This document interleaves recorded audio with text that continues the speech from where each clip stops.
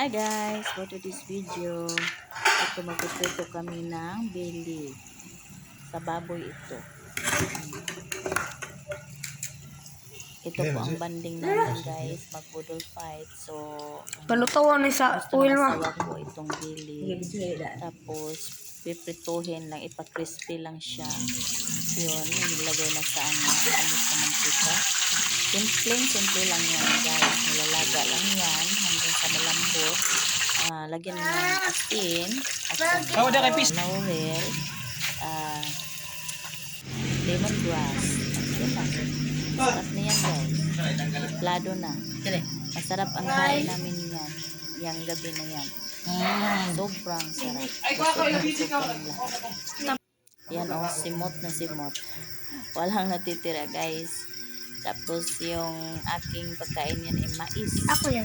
Yan lang po guys. Thank you for watching. Nanapon. Sana po isuportahan niyo po ako. Nagwe.